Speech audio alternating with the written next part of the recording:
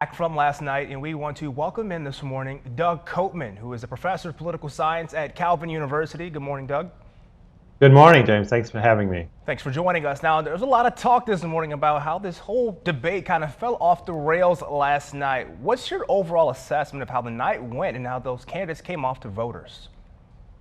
I think it did fall off the rails. I mean, many of your quotes are really from the first half hour of the debate, and there was at least some substance and some fact claims and fact checking. You could do fact checking in the first half hour of the debate around healthcare, particularly, and a little bit of a decent conversation about the court. But after coronavirus, about the middle of the coronavirus conversation, it really fell apart. Chris Wallace kind of lost control of the debate.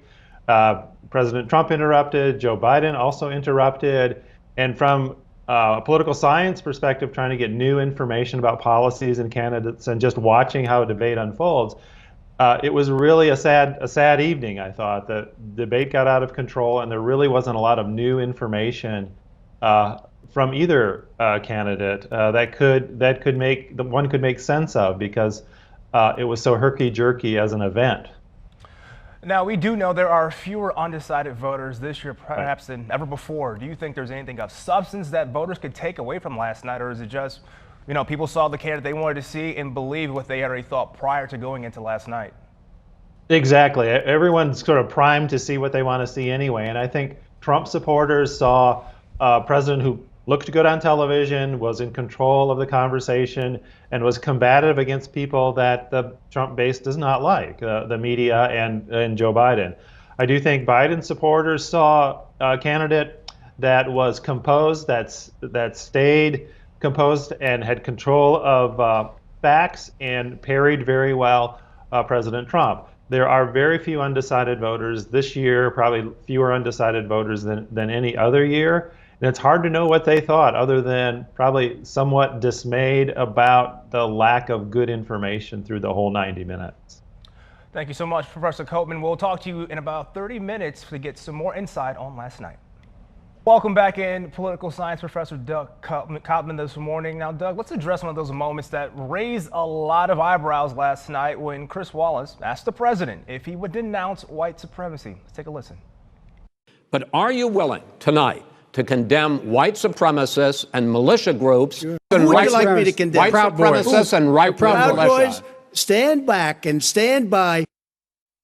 Now, Doug, that stand by comment definitely has folks talking this morning. Now, what did you think about the president's choice of words? Well, it was one of his more uncomfortable moments of the night, because he's calculating, I don't want to endorse this group, but on the other hand, I don't want to be caught in this box. And so it was an awkward and very defensive and half-hearted condemnation or caution to them to stand back and stand by, which is easily taken as a sort of indifference. Now, did Vice President Joe Biden, did he miss out on an opportunity to pounce on that situation, Doug?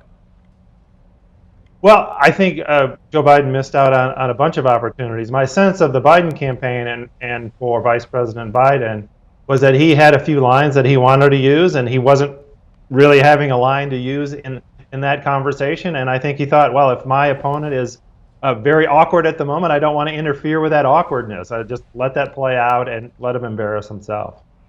Now, you've seen a lot of debates in your time. How does this compare to debates you've seen in years past? So this is the worst debate, I think, since I've seen 2 3-year-olds argue, to be honest with you. If you wanted to watch to get substantive information about a policy issue, if you wanted to get a sense of what the next 4 years might be like under President Trump or under former Vice President Biden, it really was hard to get any factual information that was helping you to make a distinction between the two.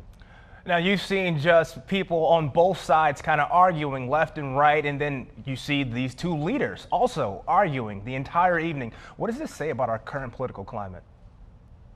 Right. It says a lot of bad things about our current political climate.